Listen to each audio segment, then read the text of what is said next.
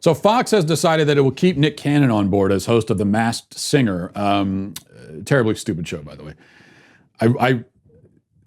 I kept hearing about the show, and I sat down and watched it for about 10 minutes, and I almost couldn't believe. So people are, why? What is this? Why are people watching it? Well, I don't know why I continue to be shocked by the rampant stupidity of our culture, but so he's still going to host the show, despite the fact that he said white people are soulless, evil, subhuman savages. Not even in spite of that. They're just pretending it didn't happen. Like, just not acknowledging it. Like everybody else pretending it didn't happen.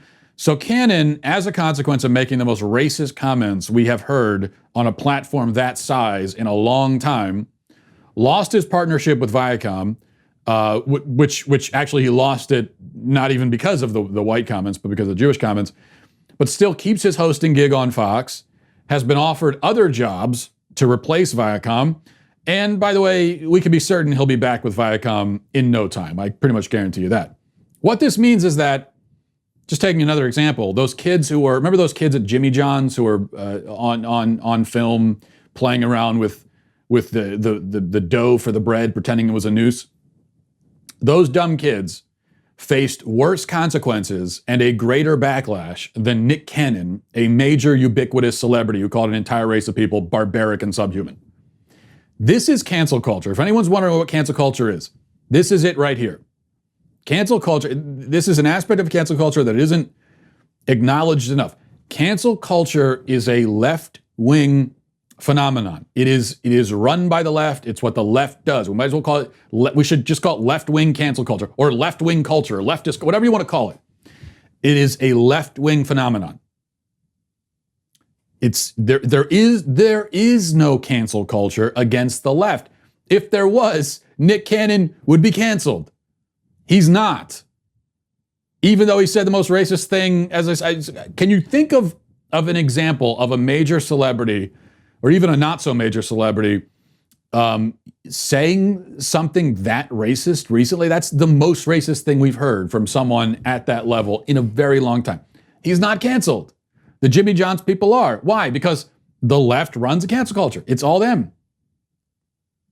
So when people on the right or anybody else tries to hold Nick Cannon responsible, hold him accountable for being a raging bigot, that's not cancel culture. You can't say, oh, I thought you were against cancel culture. I am. It's not cancel culture. All I'm saying is he just stood up and announced that his entire white audience, which I'm guessing, especially on The Masked Singer, is most of his audience, are subhuman savages. You should be accountable for that. That's not cancel culture. Cancel culture is when the left goes after some random kids and tries to destroy their lives for no reason. That's cancel culture. Okay, number two, the Squad's Ringo, Ayanna Pressley, is back in the news. Here's what she said at a House Committee on Oversight and Reform meeting. Here's what she had to say. Here is her theory on the history and formation of the American police. You know it's going to be pretty good. Well, listen to this. Too many Black women and mothers, surviving family members have had to relive the trauma of seeing their loved ones murdered and live streamed on national television. The mothers of the movement have been trying to tell us for generations, from Mrs. Till to Lucy McBath, to stop murdering our children. We must listen. We must center these experiences in this moment of truth-telling and reckoning.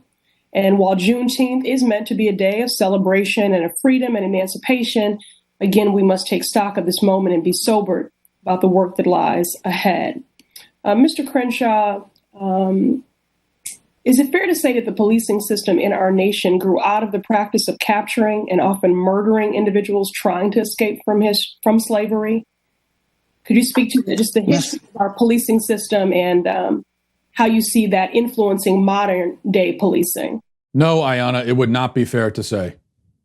It's not fair to say because you just made that up on the spot, just invented that. The police department was formed based on retrieving and killing slaves? What? Every civilization in history has had some kind of law enforcement mechanism.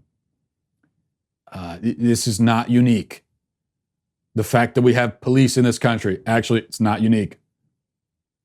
The only countries that don't, the only time you're not going to find any sort of law enforcement is in a failed state or the worst third world hellholes you can find, where they have no sort of infrastructure or government of any kind. Anywhere else, if you have a civilized society, there's going to be police. So you just, but that's what we see now. The left, they just make up something. No reason for that. Just make it up. No justification. Off the top of our head. Why not? Thank you for tuning in to the Daily Wire, one of the fastest growing conservative outlets in the entire country. If you enjoyed this video, be sure to give it a like and then subscribe to our YouTube channel so you don't miss out on any of our content.